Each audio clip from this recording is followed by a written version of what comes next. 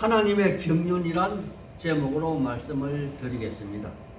옛적에 제가 신대원에 다닐 때 어느 귀한 분으로부터 권성수 목사님의 성령설교라는 책을 선물로 받은 적이 있습니다. 그런데 그 책의 분량이 600페이지 이상 되는 두꺼운 책으로서 그 책을 읽고 A4 용지 12포인트로 약 10장 정도로 서평을 요구했더랬습니다. 그래서 저는 그 책을 선물 받는다는 사실에 기뻐하고 또 궁금하기도 하고 탐이 나서 허락했었습니다. 읽고 나서 저는 고심 끝에 10페이지로 요약하고 서평을 하였는데 그분은 다시 한 단어로 요약하면 어떤 단어가 되겠냐 하고 묻더라고요. 그래서 저는 그 자리에서 한 단어로 패션, 즉 열정이라고 답을 한 적이 있었습니다. 오늘 우리가 읽고 또 같이 은혜를 나누는 여기 에베소서는 사도 바울이 단번에 기록한 아주 난해하고 심오한 그의 내면의 흐름이 녹아있는 서신서로서 많은 것이 생략되고 또 함축되어 당사자들이 그 편지를 주고받는 당사자들이 아니면 그 전체 문맥을 파악하기에 대체로 어려운 서신서입니다. 왜냐하면 문맥의 흐름을 이름으로 혹은 그러므로라는 접속사를 사용하여 처음부터 끝까지 계속 이어가는 한 흐름의 문장으로 구성되어 있기 때문에 그러합니다. 그러므로 에베소서 전체가 하나의 통일된 주제로 기록되어 있다는 것이며 그 주제 안에 하나님의 섭리 전체가 녹아있는 아주 귀한 서신서라 저는 생각했습니다. 그래서 저는 에베소서 전체를 제 나름대로 충분히 읽고 많은 주석서를 참조하고 판단하여 한 단어로 표현하라면 하나님의 경륜이라고 말할 수 있을 것이라 생각했었습니다. 따라서 저는 지금부터 오늘 본문을 통하여 하나님의 경륜이라는 주제로 한번 펼쳐보겠습니다. 먼저 경륜이라 하는 단어는 원어로 오이코노미안이란 그런 단어인데 이는 하나님의 전체 계획이나 경영으로서 온 우주 만물을 관리하는 실제적 행위를 말하는 것입니다. 여기 사도 바울은 에베소서 1장에서 3장까지 그의 마음속에 녹아있는 하나님의 경륜에 대하여 극도로 절제된 마음속에서 정제된 문장으로 모든 것을 다 펼쳐 보이지는 않았지만 옛적에 그가 에베소에서 목회할 때 그의 경험을 떠올리며 본인 생각에 아쉬웠던 영혼의 잔상을 중심으로 가장 뚜렷한 핵심을 다루고 있다는 생각을 했습니다. 그것은 오랫동안 언약 속에 비밀로 숨겨진 하나님의 경륜 본체이신 메시아 그리스도가 이 땅에 오심으로 수천 년간 숨겨진 비밀이 하나하나 밝게 드러나며 현실 세계에서 실제로 등장을 했다는 사실입니다. 그것은 모든 인류에게 주어진 숙명처럼 받아들이는 죽음에 대한 영원한 두려움을 해결하는 문제로서 메시아 그리스도는 언약대로 지금까지 이 땅의 논리로는 도저히 이룰 수 없는 죽음 이후에 부활하시어 다시 하늘로 승천하셨다는 사실입니다. 그런데 그의 부활은 혼자만의 부활이 아니라 믿음으로 그를 받아들이는 모든 이들의 부활이 된다는 것이기에 이 한 사건, 즉 십자가의 죽음과 3일 만에 다시 무덤에서 살아나신 사건은 결론적으로 이제까지 당연시했던 세상의 이치가 전부 뒤집어지는 획기적인 사실이라는 그런 사건이며 이제부터는 그리스도가 온 우주 만물의 구원의 주가 되시며 모든 창조물이 그로 인하여 전혀 새로운 존재로 거듭나게 된 계기가 되었다는 사실입니다. 또한 이 과정에서 특이할 만한 것은 이러한 사건이 지금까지 언약을 받아 지켜온 특정한 민족, 즉 유대인에게만 해당되는 그러한 이야기가 아니라 믿음을 가진 모든 민족, 모든 족속, 즉 이방인에게도 똑같이 주어진 은혜로서 그 공동체의 이름이 바로 교회라는 그러한 사실입니다. 그러므로 교회는 범우주적인 공동체로서 메시아 그리스도를 죽음과 그리스도의 죽음과 부활이 자기 자신의 것으로 인식하는 그러한 공동체로서 오직 하나님의 은혜에 감격하여 하나님께 영광 돌리고 예수 그리스도를 찬양하는 그러한 집합제라는 사실이며 하나가 전체이며 전체가 하나인 공동체라는 것입니다.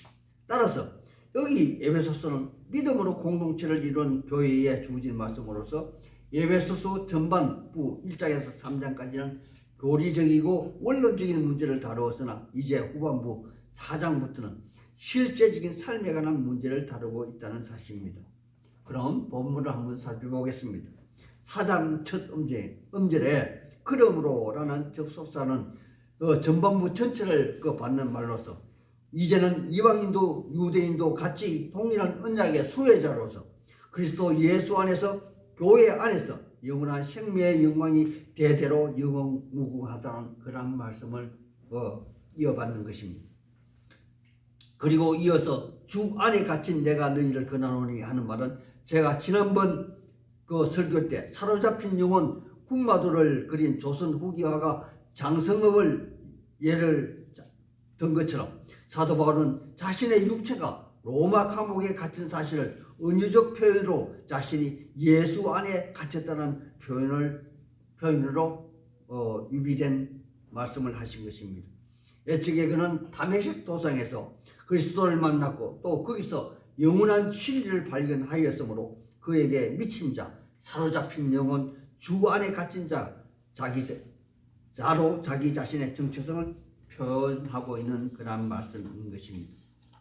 그러므로 그는 먼저 진리를 발견한 자로서 이 땅의 삶의 가치에서 벗어나 저 천국의 가치를 추구하는 삶의 그 지향 목표를 설정하고 있는 것입니다. 하지만 하나님의 사람들이여 그가 지금 에베소 교회 교인들에게 주어지는 이 말씀들은 이 땅의 가치 기준이 아니기에 이 땅의 육신의 삶으로는 도저히 이룰 수 없는 그러한 명제임을 사전에 인식하여야만 할 것입니다. 2절과 3절 말씀이 바로 그런 말씀이며 또한 나중에 그의 다른 서신서 갈라디아서 5장 22절에 더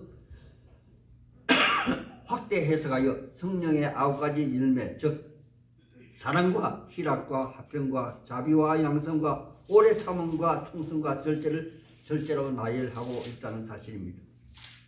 그러므로 여기 2절과 3절에 기록된 겸손과 온유, 오래 참음과 서로 용납하는 것은 오직 하나님이 본으로 보여주신 예수 그리스도의 삶의 계적으로서 우리가 그분의 길을 따르는 삶의 지향점이 된다는 사실입니다. 그러하다면 하나님의 사람들이 우리가 현실에서 이러한 겸손과 온유와 오래 참음과 서로 용납하는 삶을 과연 살 수 있냐는 말입니까? 아니면 없다는 말입니까? 정답은 결론적으로 있다는 말입니다. 다만 우리의 육신의 삶으로는 할 수 없을 때 성령 하나님은 할 수 있다는 것입니다. 그러므로 진리가 예수의 말씀이 우리 속사람을 주장하는 오직 주 안에 갇힌 자, 성령의 사람이 되어야 한다는 말을 사도 바울은 예수 안에 갇힌 자로서 유비적으로 그렇게 표현하고 있는 것이 아니겠습니까? 그래서 사도 바울은 4절에 교회 안에서 예수 안에 갇힌 자가 되어 성령 하나님의 평안의 줄로 꽁꽁 동여매여 그의 삶의 계적을 뒤따르라고 그렇게 에베소 교회 교인들에게 권면하고 있는 말씀입니다. 그리고 사도 바울은 자기 자신의 권면의 말씀을 뒷받침하는 이유로 4절에서 6절까지 설명하고 있습니다. 4절에 몸도 하나요 성령도 한 분이시요 사몽도 하나요 그리고 5절에 주도 한 분이시요 믿음도 하나요 세례도 하나요 6절에 하나님도 한 분이시므로 그분은 모든 믿은 이의 아버지시라 이렇게 기록하고 있는 것입니다. 그런데 하나님의 사람들이요 만약에 이러한 것들 중에 하나가 실족되거나 각자 맡은 바 자기의 임무를 다하지 못하고 병들어 있다면 과연 어떻게 되는 것일까요? 예를 들어 몸이 하나요 할 때 육신의 몸은 살아있으나 영적인 사람이 죽어 있다면 과연 어떻게 되는 것일까요? 아니면 소망이 하나라고 말하고 있는데 그는 저 천국의 소망을 이야기하는 것이 아니라 이 땅에 쾌적한 삶의 그 소망을 추구한다면 과연 어떻게 되는 것일까요? 이것에 대한 답은 의외로 간단합니다. 하나가 전체이고 전체가 하나인 상태에서 하나가 죽으면 전체가 죽는 것이요 하나가 병들었다면 전체가 병든 몸이 되는 거로 모두가 각자의 위치에서 건강하게 살아 있어야만 한다는 사실을 말하고 있는 것이겠죠. 하지만 이것 역시 걱정할 거 하나 없는 순전히 기후라는 사실입니다. 여러분 기후가 무슨 말인지는 모두 다 알고 계시죠? 중국의 어떤 노학자가 하늘이 무너질까봐 너무 걱정한 나머지 아무것도 못했다는 그러한 말이겠지만 여기 7절에 아버지 하나님은 각 사람에게 이 땅의 삶의 기간 동안 그리스도의 선물의 분량대로 그 삶을 살아라고 그렇게 은혜를 주셨다는 사실입니다. 그런데 하나님의 사람들이요 갑자기 8절에 이상한 말씀이 나오는데 이는 당시 문화와 그들의 삶의 방식을 알지 못하면 도저히 이해가 가지 않는 그런 말씀을 사도 바울은 지금 여기에 기록하고 있습니다. 우리 같이 8절의 말씀을 한번 읽어보겠습니다. 더 자세히 알기 위해서 8절을 같이 읽겠습니다. 시작. 그러므로 이르기를 그가 위로 올라가실 때에 사로잡혔던 자들을 사로잡으시고 사람들에게 선물을 주셨다 하였도다. 아멘. 이 말씀은 바로 시편 68편 18절의 말씀을 인용한 것으로서 역으로 시편 68편 18절에는 선물을 받으시고 라고 기록되어 있는 반면 여기서는 선물을 주었다 그렇게 표현하였는데 이는 같은 상황에서 어느 곳에 중점을 두었는지가 다른 표현일 것입니다. 즉 이 사건은 한 사건이라는 것이죠. 제가 설명을 한번 해보겠습니다. 옛날 고대 전쟁터에서 승리한 장소는 적국으로부터 그들이 적국이 가졌던 그 노획물을 획득합니다.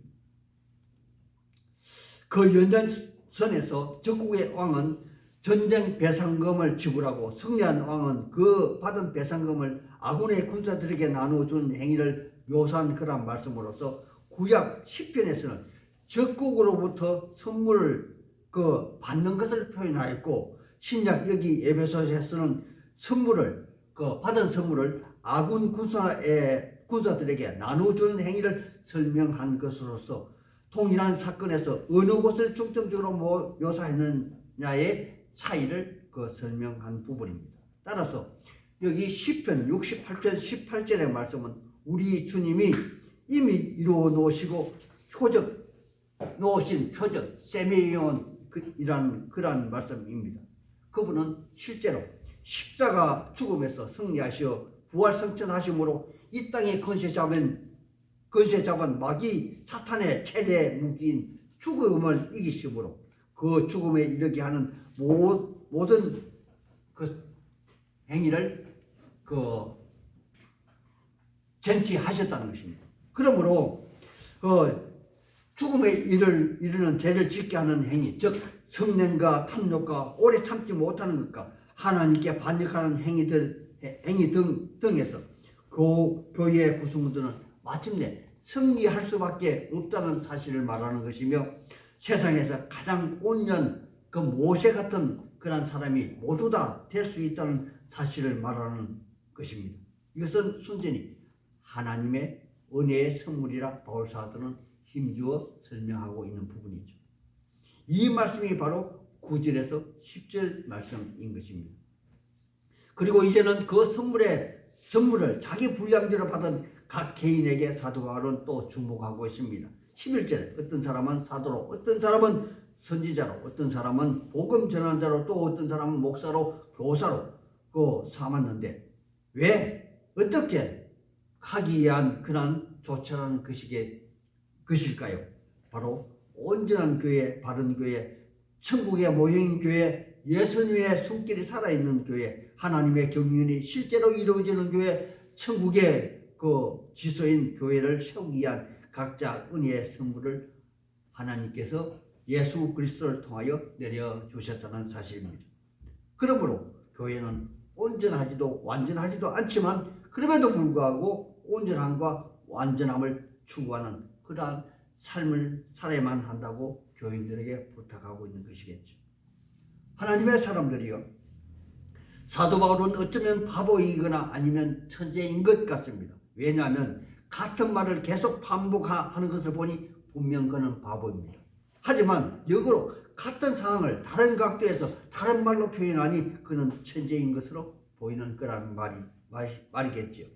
12절에서 17절의 말씀이 바로 그러한 말씀으로서 우리 모든 교회의 구성원 여러분들은 모두 그리스도의 삶의 계적을 따라서 모든 겸손과 온유와 오래 참음과 사랑 가운데 원수까지도 서로 용납하라는 그런 삶을 살아라 부탁하고 있는 것일 것입니다. 실제로 우리 예수님은 당신을 십자가에 못 박은 그들까지도 저들이 알지 못하고 행하는 거로 저들의 죄를 사하여 달라고 아버지 하나님께 기도한 것을 여러분은 알고 계실 것입니다. 또한 당신의 피값으로 세우신 교회가 하나됨을 위하여 교회의 머리는 온전히 하나님의 뜻을 이루신 주님이시여, 또 각 사람이 받은 선물의 분량대로 각자의 이치에서 어떤 사람은 팔로, 어떤 사람은 다리로 예수님의 온전하심을 뜻대로 표대로 자기의 삶을 살 것을 주문하는 그러한 말씀인 것입니다. 그래서 히브리서에서 밝힌 내용처럼 어린 아이와 같이 어머니 젖만 먹지 말고 단단한 식물도 능히 소화할 수 있는 믿음의 장성한 분량까지 자라다오 간곡하게 근면의 말씀으로 당부하고 있는 그런 말씀이기도 합니다. 여호와 하나님의 사람들이여, 교회는 늘 부족합니다. 교회는 늘 분쟁이 있습니다. 따라서 교회 구성원들은 늘 실수합니다. 하지만 그 실수 속에 있는 그 목사님도, 그 장로님도, 권사님도 모순 투성이라는 것이죠. 그럼에도 불구하고 그들 모두는 마침내 승리가 예약되어 있습니다. 왜냐하면 우리 주님이 온전하시고 완전하신 분이기 때문에 그러하며, 또한 아버지 하나님은 영원하신 오이코노미한 하나님의 경륜이 우리를 이끌고 있기 때문일 것입니다. 그러므로 여기 사도 바울의 근면처럼 교회 안에서 예수 그리스도 안에서 그분의 삶의 계적을 따르는 진정한 그리스도인이 다 되시기를 우리 주 예수님 이름 받들어 소망하고 축복하는 바입니다. 아멘.